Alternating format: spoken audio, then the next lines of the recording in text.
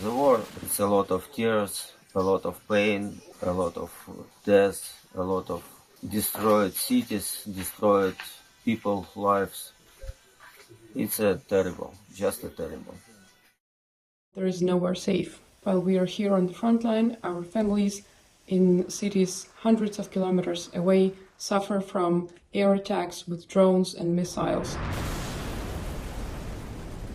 Sometimes you can hear from people that Russian army, they're using old methods, they're using old technologies, they're using old weapons, but sitting in a trench, it doesn't matter, it still can kill you.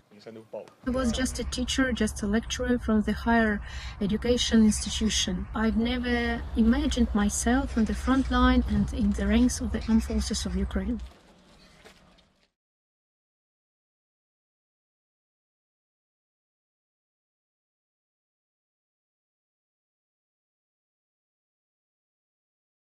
NATO will coordinate the training of Ukrainian forces at facilities in allied countries and provide support to the long-term development of Ukraine's forces.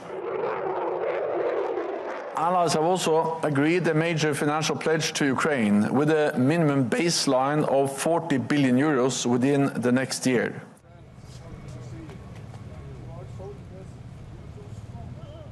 We send a strong message of unity and resolve to Moscow, that violence and intimidation do not pay, and that Ukraine can count on NATO now and for the long haul. I just want to live in society when human values are really valuable and they are protected. If we don't win this war, many other countries in the world will be impacted. Russia will never stop. We are all here fighting for this, for freedom, for democracy, for...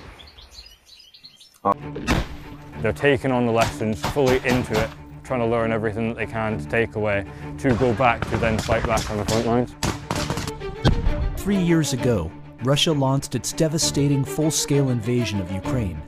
Since then, NATO allies have been steadfast in supporting the Ukrainian armed forces with the weapons and training they need to defend their homeland. Together, they're helping forge the next generation of Ukrainian soldiers called upon to defend their country.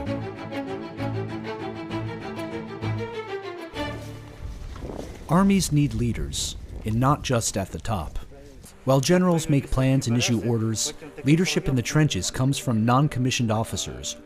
They are the link between enlisted soldiers and officers, charged with carrying out orders and leading troops into the heat of battle. At the same time, they're responsible for taking care of their soldiers, giving them guidance and mentorship, while enforcing discipline in the ranks. They are evidence of a remarkable transformation in the Ukrainian army.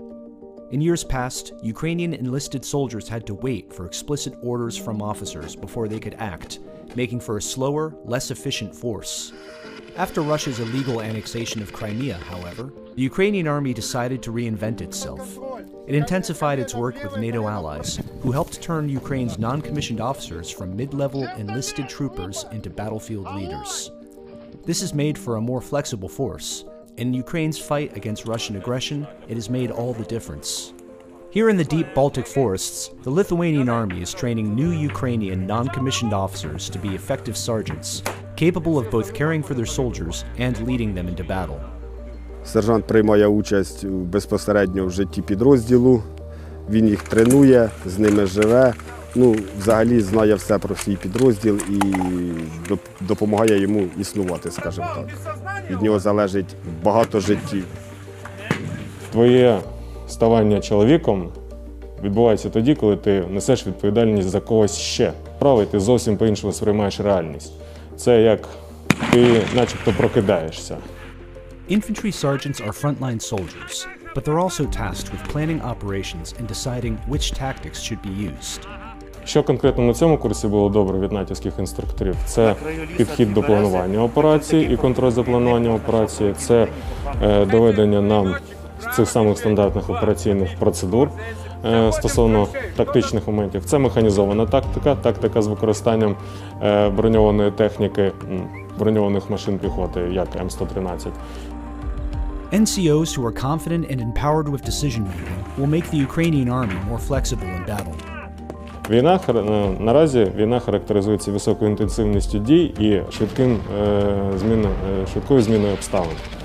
Тобто потрібно, щоб процес прийняття рішень щоб рішення приймали люди, що саме як то кажуть, в гущі событій, що вони саме бачать і приймають участь саме на тих ділянках, де швидко змінюються обставини. Не десь в штабі, а ось тут.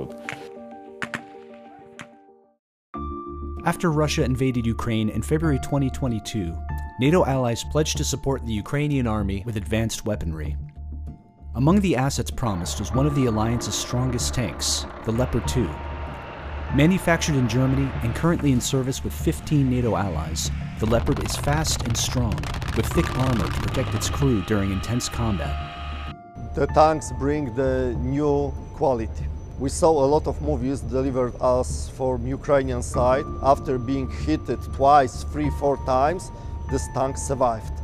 For Ukrainians, this is the power to win the war. Allies have donated Leopard 2 tanks of various models to Ukraine since 2023. They've also been training the crews needed to operate them. At the Combined Arms Training Center in Poland, a mission funded by the European Union and staffed by NATO allies, Ukrainian soldiers are fully trained to operate the Leopard 2. The training program is focused on training the gunner, the driver, the commander of the tank, then to make from them the tank crew as the whole. The Combined Arms Training Center doesn't just train the crews. They also train the maintainers, who will be responsible for keeping the tanks up and running on the front line. Jeśli chodzi o ich zaangażowanie, jest to w 100%. Są bardzo dobrze zmotywowani i bardzo dobrze chłoną wiedzę. Sytuacja wymusiła na nich szybką i intensywną naukę. After 3 years of war, Ukraine is littered with landmines and unexploded ordnance. These deadly explosives are a threat to Ukrainian troops and civilians alike. Cleansing the landscape will take years of painstaking work in war or peace.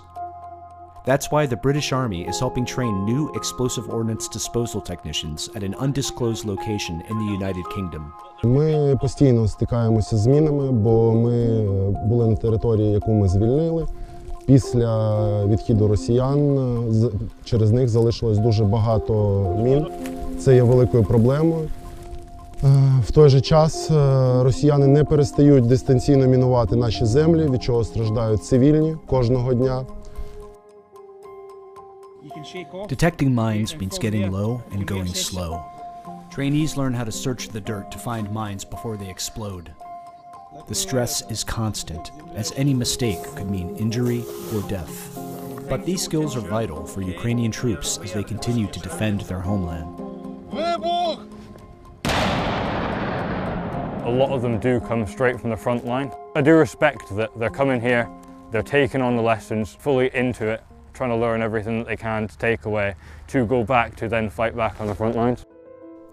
Ultimately, Ukraine's greatest weapon is the courage and willpower of the men and women who have fought on the front lines since 2022.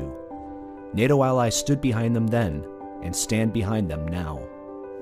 Лично у меня мотивация продолжать сражаться за свою страну, за Украину. Это понятие, что больше нигде это мне не будет дома, кроме как Украины, потому что это мой дом, моя страна.